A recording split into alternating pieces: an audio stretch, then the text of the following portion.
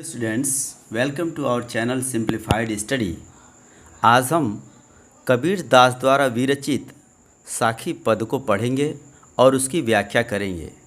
तो कबीर दास के इस साखी को व्याख्या से गुजरने से पहले, इसकी व्याख्या करने से पहले थोड़ा सा बहुत ज़रूरी है कबीर दास के जीवन परिचय के बारे में जानना। तो सबसे पहले आज हम कबीर दास के जीवन परिचय के बारे में जानते हैं। हिंदी साहित्य में निर्गुण भक्ति शाखा के ज्ञानाश्रयी कवियों में कबीर दास का स्थान सर्वोपरि है। प्यारे विद्यार्थियों, हम कबीर दास को उनके अक्खड़पन, उनके अस्पष्टवादिता और प्रचलित समाज में जो बुराइयां थी उनका बेबाक टिप्पणी करने वाले, उनका विरोध करने वाले लोगों में कबीर दास का नाम सर्वोपरि है। इनका जन्म कहाँ हुआ था, इसके बारे में कई किंवदंतियाँ हैं, तरह तरह की बातें हैं। आम विद्वान इनका जन्म सन 1455 ईस्वी में मानते हैं। इनका जन्म बनारस में अर्थात काशी, जिसे विश्वनाथ कहते हैं, वाराणसी कहते हैं, वहाँ पे लहर ताला नामक तालाब के किनारे हुआ था। इनका पालन पोषण नीमा और नीरू नाम के जुलाहा दंपत्ति ने किया था। इसलिए कबीर दास का पालन पोषण एक मुसलमान परिवार में हुआ था। अब कबीर दास की शिक्षा की अगर बात करें तो कबीर दास स्वयं कहते हैं कि मसी कागद छुयो नहीं, कलम गह्यो नहीं हाथ। कबीर दास जी बोल्डली बोलते हैं कि उन्होंने कोई भी शिक्षा प्राप्त नहीं की थी। अपने पूरे जीवन में मसी कागद छुयो नहीं, कभी उन्होंने कलम नहीं छुआ था, कभी उन्होंने स्याही नहीं छुआ था। और कबीर दास की रचनाओं को स्वयं कबीर दास ने नहीं लिखा है। कबीर दास स्वयं गाया करते थे अपने पदों को, और उनके शिष्य उनके पदों को लिखा करते थे। और यही कबीर दास द्वारा बोली गई रचना वीजक के नाम से प्रसिद्ध हुई। और इस वीजक के 3 अंग हैं। पहला साखी है, दूसरा शब्द है, तीसरा रमैनी है। तो हम देखते हैं कि कबीर दास पढ़े लिखे नहीं थे। अब इनकी भाषा के बारे में थोड़ा सा चर्चा कर लें। एक अनपढ़ व्यक्ति कैसा बोलेगा? अनगढ़ बात कहेगा, अस्पष्ट बात कहेगा, जो दिल में होगा वही कह डालेगा। ठीक यही बात हूबहू कबीर साहब के साथ भी थी। जो मन में आया स्पष्ट रूप से निर्भीक वक्ता के रूप में वो बोलते गए, चाहे कोई नाराज़ हो, चाहे कोई खुश हो। एक अस्पष्टवादी व्यक्ति के रूप में, निर्भीक व्यक्ति के रूप में बोलते गए कबीर दास जी। और इनकी वाणी में हम समाज सुधार की ध्वनि को पाते हैं। समता मूलक समाज के निर्माण की जो पहली किरण देखते हैं वो हम कबीर दास में देखते हैं। पाखंड का पहला विरोध जो देखते हैं वो हम कबीर की रचनाओं में पाते हैं। नए समाज के सृजन का जो हम तत्व देखते हैं, जो हम बीज पाते हैं, वो हम कबीर की रचनाओं में ही पाते हैं।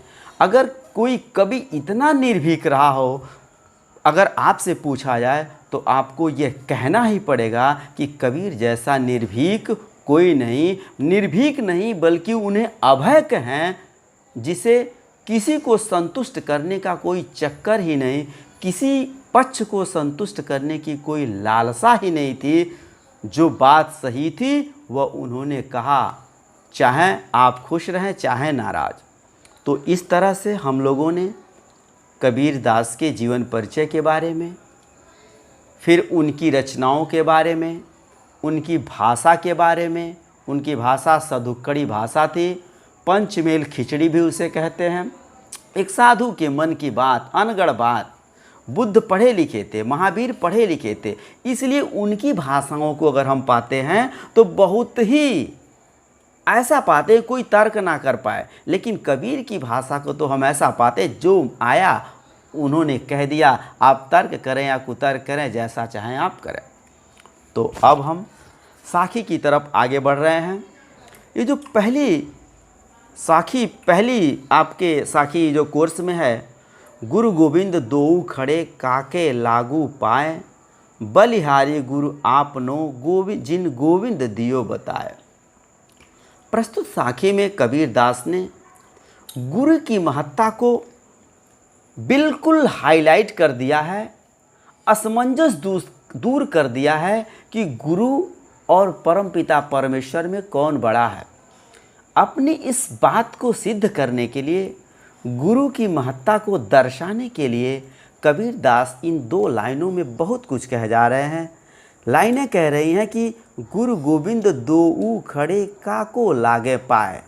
कबीर दास जी कहते हैं कि उनके सामने गुरु और गोविंद, गुरु माने जो उनको बता रहा है कि गोविंद से परिचय करा रहा है, जो गोविंद की महिमा का गुणगान कर रहा है, जो ईश्वर की प्राप्ति का रास्ता बता रहा है, वो गुरु भी खड़ा है और गोविंद अर्थात स्वयं भगवान खड़े हैं। कबीर दास कहते हैं ऐसी स्थिति में उनके मन में असमंजस होता है, दुविधा उत्पन्न होती है कि काके लागू पाएँ, किसका पहले पांव लागा जाए, किसके श्री चरणों में पहले वंदना किया जाए। पहले गुरु के श्री चरणों में वंदना किया जाए अथवा स्वयं गोविंद के श्री चरणों में वंदना किया जाए। तो कबीर स्वयं ही इसका उत्तर देते हुए कहते हैं, बलिहारी गुरु आपनो जिन गोविंद दियो बताए। कह रहा है कि कबीर कहते हैं कि ऐसे मैं गुरु पे बलिहारी हो जाऊं, अपने जीवन को न्यौछावर कर दूं, अर्थात सबसे पहले प्राथमिकता वो गुरु को दे रहे हैं, जिन गोविंद दियो बताए, जिन्होंने गोविंद से परिचय कराया। अगर गुरु न होते तो फिर भगवान के बारे में कोई जानता नहीं, भगवान की प्राप्ति नहीं कर सकता। तो गुरु वो बीच के सूत्रधार हैं। कबीर गुरु पद को बहुत ही हाईलाइट करते हैं और ज्ञान मार्गी शाखा की जो व्याख्या है, ज्ञान मार्गी शाखा की जो पद्धति है पूजा की, उसमें गुरु को सर्वोच्च स्थान प्राप्त है। इसीलिए कबीर कहते हैं कि बलिहारी गुरु आपनो जिन गोविंद दियो बताए। ऐसे गुरु पे मैं लाख लाख बार बलिहारी हो जाऊं, मैं अपने जीवन को न्यौछावर कर दूं, जिस गुरु ने हमें परम पिता परमेश्वर से परिचय कराया। अर्थात गुरु क्या है, परम पिता परमेश्वर से भी बड़ा है। इसलिए एक शिष्य को यदि गुरु और परम पिता परमेश्वर दोनों मिल जाएं तो सबसे पहले अपने गुरु के चरणों में शीश झुकाना चाहिए, गुरु का साष्टांग दंडवत करना चाहिए, गुरु को प्रणाम करना चाहिए। क्यों? क्योंकि गुरु ही वह माध्यम है जिन्होंने गोविंद से परिचय कराया। तो dear students, we find that in this साखी कबीर दास highlights the importance of a guru who shows the path of salvation or who tries to accomplish you, or you can say that tries to meet you between Guru and God। वह गुरु को highlight करते हैं जो गुरु भगवान से आपका परिचय कराता है। अब हम दूसरी साखी जो कबीर की है, बहुत ही इम्पॉर्टेंट है एग्जामिनेशन के व्यू पॉइंट ऑफ से, मैं उसको अब समझाने की कोशिश कर रहा हूँ। कबीर कहते हैं, जब मैं था तब हरि नहीं, अब हरि हैं मैं नाही, प्रेम गली अति साकरी, तामे दो न समाहि। अब थोड़ा सा शब्दों का अर्थ ज़रूर जानना है। मैं मतलब होता है अहंकार, घमंड। हरि मतलब भगवान। अब माने इस समय, हरि माने भगवान, हैं माने उपस्थित हैं, विद्यमान हैं। मैं माने अभी आपको बताया कि अहंकार, नाही माने नहीं, और प्रेम सब लोग जानते हैं लव। गली मीन्स पतली, एक स्ट्रीट जिसे कहते हैं। अति साकरी means too much narrow, narrow beyond the proper limit. तामे माने उसमें, तामे माने तांबा नहीं, तामे माने उसमें, दो माने दो की संख्या, नौ माने नहीं, समाहि माने समा जाना, प्रवेश करना।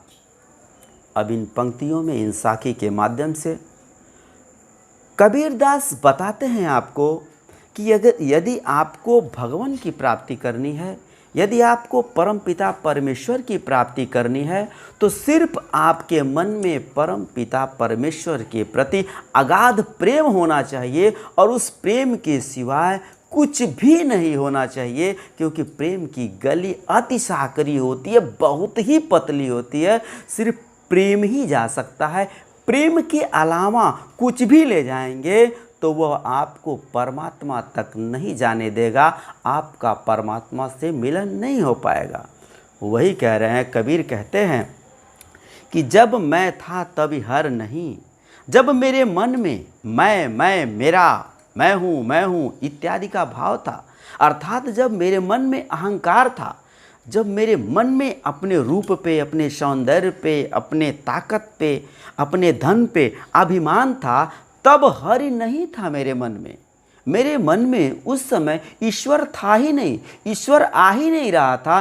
क्यों? क्योंकि मेरे मन में अहंकार रूपी दैत्य उस समय विद्यमान था। अब हरि हैं। अब ऐसी स्थिति आ गई है कि मेरे मन में हरि का वास हो गया है, मेरे मन में हरि हैं, मेरे मन में, मेरे हृदय में भगवान आ चुके हैं। अब मैं ना है, अब अहंकार का विनाश हो गया है।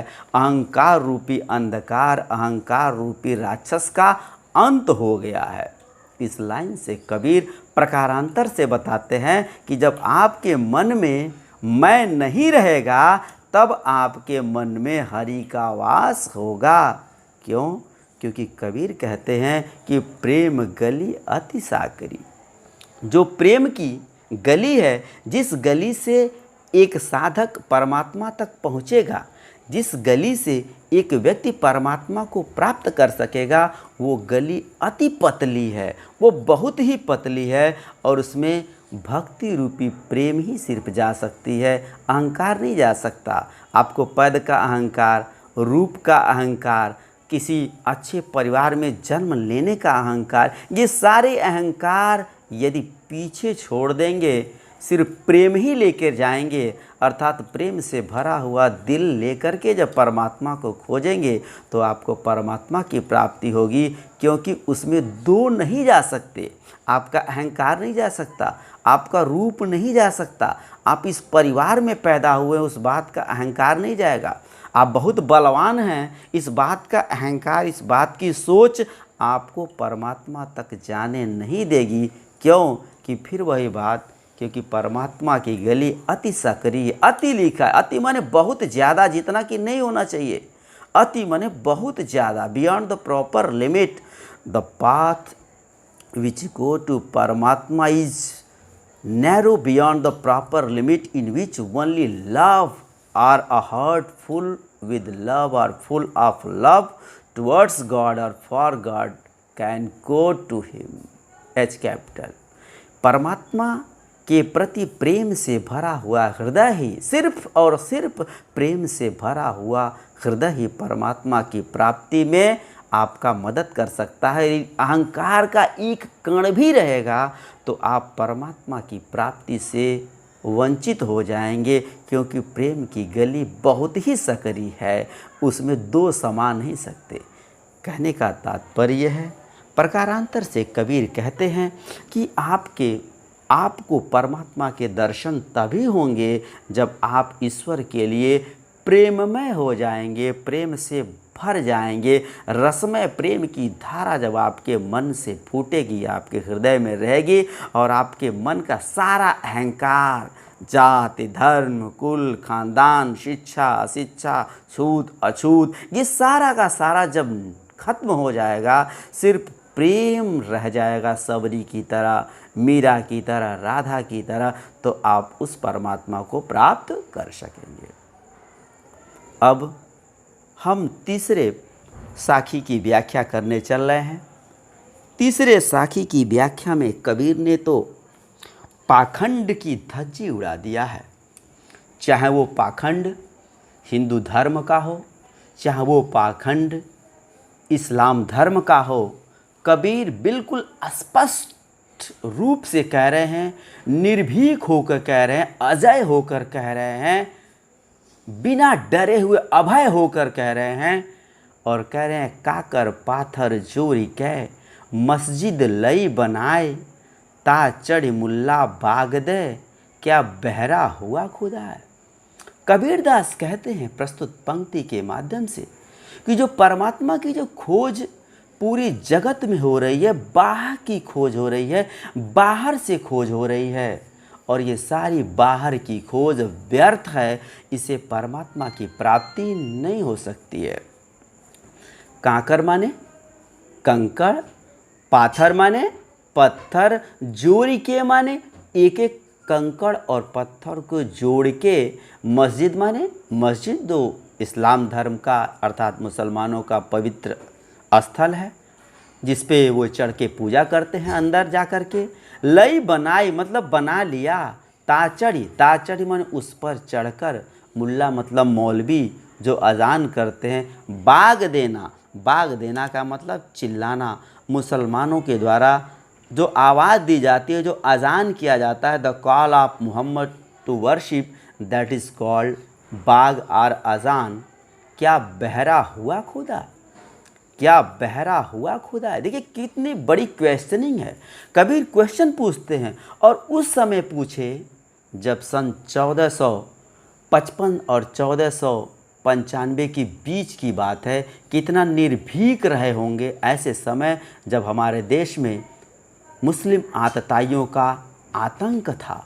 उस समय कबीर अभय होकर के उस बात को, उनकी आँखों को खोलने का प्रयास कर रहे हैं, और सिर्फ मुसलमान की आँख खोलने का प्रयास नहीं कर रहे हैं, वो हिंदू धर्म की आँखों को भी, हिंदू धर्म में भी जो धर्मांध हैं उनकी भी आँखों को खोलने का प्रयास कर रहे हैं।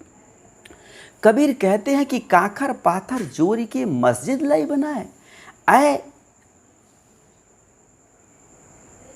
अंधभक्तों कि कंकड़ और पत्थर को जोड़ करके तुमने मस्जिद बना लिया है, और तुम ये समझते हो कि परमात्मा उसी सिर्फ मस्जिद के अंदर रहता है। तुम्हारा खुदा इतना तुम्हारी कैद में रहता है, वो मस्जिद में ही रहता है।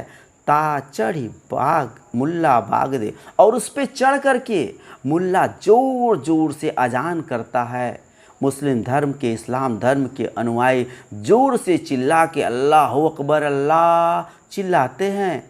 क्या बहरा हुआ खुदा, अगर तुम्हारा परमात्मा ओमनीपोटेंट है, ओमनीशिएंट है, ओमनी प्रेजेंट है, उसके पास सर्वशक्तिमान है, हर जगह उपस्थित होने वाला है, तो इतना जोर चिल्ला करके अपने परमात्मा को चिल्ला चिल्ला करके याद करने की कोई ज़रूरत नहीं है। अर्थात ये जो बाह्य आडंबर है, जो तुम मस्जिद का निर्माण कर रहे हो, जो तुम भोंपा लगा रहे हो, और उस पर से जा कर के अपने परमपिता परमेश्वर खुदा को याद कर रहे हो, तो यह यात्रा, यह तुम्हारा सारा का सारा प्रयास अपने परमपिता परमेश्वर को पाने का व्यर्थ है, क्योंकि ये रास्ता ठीक नहीं है। एक तरफ ये माना जाता है कि परमपिता परमेश्वर सर्वशक्तिमान है, सर्वगुण है, उसमें किसी भी बात की कमी नहीं है, तो फिर इतना जोर से चिल्लाने की ज़रूरत नहीं है। क्यों, क्या बहरा हुआ खुदा। कबीर कहते हैं क्या तुम्हारा खुदा इतना बहरा हो गया है कि तुमको इतना जोर से और उस मस्जिद की ऊंची सी मीनार पे चढ़ के चिल्लाने की ज़रूरत है। अर्थात कबीर ये कहना चाह रहे हैं कि ऐ इस्लाम धर्म के पूजने वालों, यह खुदा के बंदों, तुम्हें अपने गॉड को, तुम्हें अपने रहनुमा को प्राप्त करने के लिए, तुम्हें इस परवरदिगार आलम को प्राप्त करने के लिए इन ढोंगों की आवश्यकता नहीं, अल्लाह अल्लाह चिल्लाने की भी आवश्यकता नहीं। ये जो तुम बाह्य खोज कर रहे हो वह बाह्य खोज व्यर्थ है। यह तुम्हारा परमात्मा कहीं और नहीं बल्कि तुझ में है। अब एक तरफ dear students we see that he criticizes the orthodox ways of worshipping God or Allah by the Muslims. And in the next साखी, अब अगली साखी में हम देखेंगे कि यदि उन्होंने इस्लाम धर्म की कुरीतियों का निडरतापूर्वक खंडन किया है, तो अगली साखी में हम पाते हैं हिंदू धर्म को भी उन्होंने छोड़ा नहीं है, और जो भी कुरीतियाँ हैं, जो भी अंधविश्वास हैं, जो भी बाह्य की खोज है, जो भी पाखंड है, उन्होंने इस पे कुठाराघात करने से कोई गुरेज नहीं किया है, दोनों को समान भाव से देखा है, वो चाहे हिंदू धर्म हो चाहे वो इस्लाम धर्म हो। इसीलिए कबीरदास समता मूलक समाज के पहले व्यक्ति माने जाते हैं। अब अगली व्याख्या, अगली लाइन है, पाहन पूजे हरि मिलें तो मैं पूजू पहाड़, ताते ये चाकी भली पीस खाए संसार। पहले थोड़ा सा अर्थ देख लिया जाए। पाहन माने पत्थर, पूजे माने पूजा करना, हरि माने भगवान, मिले माने मिलना, तो माने तब, इन दैट कंडीशन, मैं माने मैं अर्थात कबीरदास, पूजू माने पूजा करूं, पहाड़ माने वही पहाड़, ताते माने उससे, उसकी तुलना में, ये माने ये जो नज़दीक है, दिस, चाकी माने चक्की जिससे गेहूँ पीसा जाता है और आटा निकलता है, भली माने अच्छी, पीस खाए संसार, जिसको पीस करके संसार अर्थात सांसारिक लोग उसका आटा खाते हैं। अब प्रस्तुत साखी में कबीरदास ने हिंदू धर्म में जो कुरीति है, जो बाह्य आडंबर है, जो रूढ़िवादिता है, तीर्थ व्रत और त्योहारों के नाम पे उस पर बहुत ही बड़ा कुठाराघात किया है और बताने की कोशिश किया है कि जिस तरह से इस्लाम धर्म के लोग भटक गए हैं, अपने परमात्मा को चिल्ला चिल्ला के मस्जिदों में खोज रहे हैं, उससे कहीं कम भटके हिंदू धर्म के लोग नहीं हैं। ये भी कम धर्मांध नहीं हैं, ये भी बहुत ही भटके हैं। अब फिर से व्याख्या, कबीरदास कहते हैं कि पाहन पूजे हरि मिलें तो मैं पूजू पहाड़। बहुत ही एक निष्पक्ष रूप से कबीरदास जी कहते हैं कि ऐ दुनिया वालों, ऐ हिंदू धर्म में पत्थर को पूजने वाले लोगों, यदि पाहन को पूजने से, यदि पत्थर को पूजने से हरि मिले, हरि मिल जाए तो मैं पूजू पहाड़, तो मैं कबीरदास पहाड़ पूजने के लिए, बहुत बड़ा पहाड़ पूजने के लिए तैयार हूँ। देखिए कितनी बड़ी बात। यदि तुम परमात्मा की प्राप्ति का दावा सिर्फ छोटे से पत्थर को पूज करके कर रहे हो, तो कबीरदास तैयार है किसको पूजने के लिए? पहाड़ को, जो एक छोटे से पत्थर से कई हजार गुना बड़ा होता है। अर्थात तुम ये व्यर्थ की यात्रा कर रहे हो।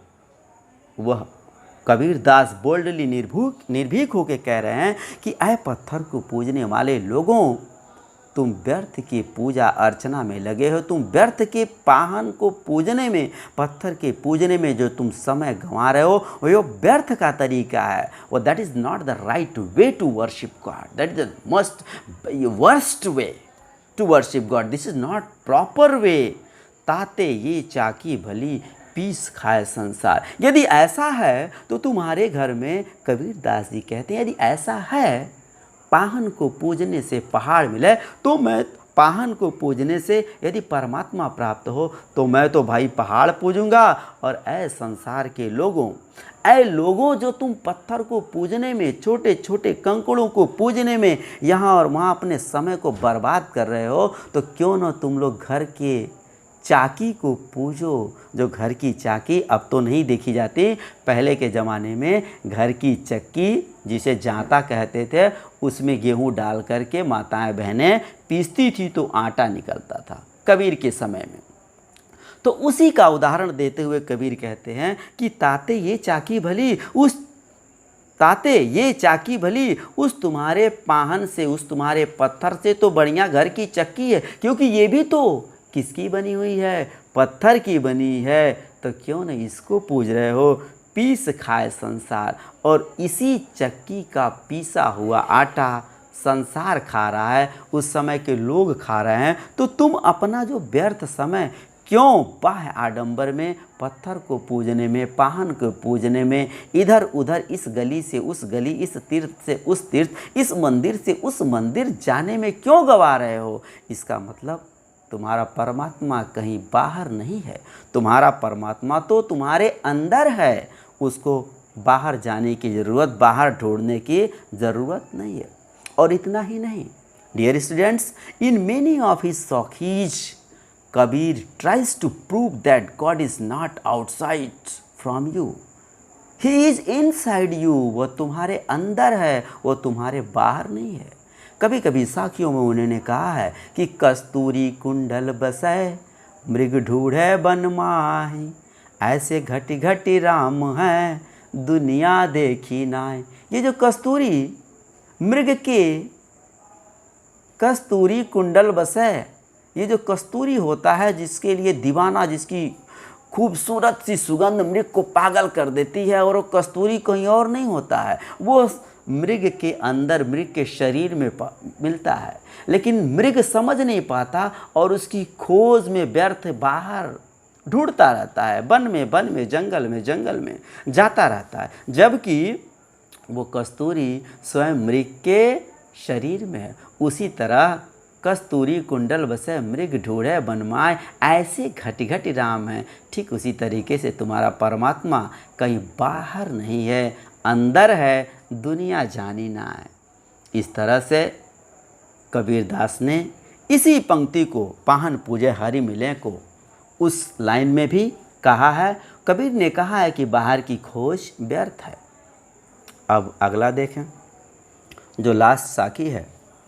सात समुंदर की मसी करो, लेखन सब बन राय, सब धरती कागज करो, हर गुण लिखा न जाए। अभी आपने देखा कि गुरु को उन्होंने महत्व दिया। क्यों? कि गुरु इंट्रोड्यूसर था। गुरु ने भक्त और परमात्मा के मिलन को संभव कराया। गुरु ने भक्त का परमात्मा से परिचय कराया, इसलिए वहाँ गुरु का महत्व बहुत अधिक था। अब इसका मतलब भगवान का महत्व खत्म नहीं हुआ। अब आगे की लाइनों में कबीरदास जी भगवान के दयानिधि की, परमपिता परमेश्वर के गुणों का वर्णन करते हुए कहते हैं कि भगवान के गुणों का वर्णन किया नहीं जा सकता। अवर्णनीय है परमात्मा, आपके वर्णन से परे है। उसके गुणों की व्याख्या नहीं की जा सकती, उसकी व्याख्या शब्दों से परे है।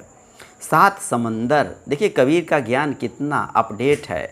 धरती पे 7 समंदर हैं। कबीर ने कहा 7 समुंदर। समंद माने समुंदर, मसी माने स्याही जिसको इंक बोलते हैं, करो माने कर दीजिए, लेखनी माने लेखनी, लेखनी माने पेन जिससे आप लिखते हैं, सब माने सभी, बन राय माने बन के, बन माने जंगल के जितने भी लकड़ी हैं, जितने भी पेड़ हैं, सब धरती माने पूरी की पूरी धरती, कागज माने पेपर, कागज, करो माने बना दें, हरि माने भगवान, गुण माने गुण, लिखा न जाए, लिखा नहीं जा सकता है। तो कबीर कहते हैं, अब इस पंक्ति को देखा जाए, गुरु की महिमा किस तरह से कबीर ने कहा है। कबीर कहते हैं कि भगवान के गुण अनंत हैं। भगवान के गुणों के यदि हम वर्णन में डूबें तो उनका वर्णन किया नहीं जा सकता, और यही भाव है। कबीर कहते हैं कि भगवान के अनंत गुणों का बखान नहीं किया जा सकता। कबीर कहते हैं, उनकी इतना तक कह जाते हैं कि यदि 7 समुद्र, जितने भी समुद्र हैं हमारे इस धरती पे, यदि सभी समुद्र के पानी को इकट्ठा कर लिया जाए, उसके जल को इकट्ठा कर दिया जाए, और सबको इंक बना दिया जाए, सबको स्याही बना दिया जाए, और सभी जंगलों की लकड़ियों को तोड़ करके पेन बना दिया जाए, तो भी कह रहा है कि सब धरती कागज करो। तो लकड़ी, ये कलम की तैयारी हो गई, स्याही की तैयारी हो गई, और पूरे धरती को कह रहे हैं कबीर पेपर बना दिया जाए। कितनी, सोच लीजिए कितना बड़ा पेपर हो जाएगा।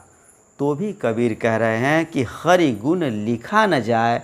अर्थात कबीरदास जी कहते हैं कि जंगलों के पेड़ों की कलमें बनाई जाएं तथा समस्त पृथ्वी को कागज के रूप में प्रयोग कर लिया जाए, तब भी ईश्वर के गुणों का वर्णन नहीं किया जा सकता है, क्योंकि ये सब ईश्वर के अनंत गुणों के वर्णन करने के लिए पर्याप्त नहीं है, क्योंकि परमपिता परमेश्वर के गुण अनंत हैं और ये हमारा जो सातों समुद्र की स्याही, सभी जंगलों की बनाई हुई पेन और पूरी धरती कागज़ में यदि लपेट कागज़ बना दी जाए तो ये सब लिमिटेड हैं, इनका लिमिट है। और ये हमारा परमपिता परमेश्वर अनंत है, उसके गुण अनंत हैं, उसके चमत्कार अनंत हैं, उसके कारनामे अनंत हैं। इसलिए अनंत गुणों वाले परमात्मा, लिमिटलेस गुणों वाले परमात्मा के गुणों का वर्णन ये जो लिमिट वाली कागज़ है, लिमिट वाली स्याही है, लिमिट वाले पेन हैं, इनसे कभी नहीं हो सकता। तो हम देखते हैं डियर स्टूडेंट्स, हम देखते हैं कि इन पंक्तियों में कबीर ने परमपिता परमेश्वर के गुणों का वर्णन किया है। Thank you. अब अगले वीडियो में हम फिर अगले रचना के साथ मिलेंगे। Thank you and have a nice day.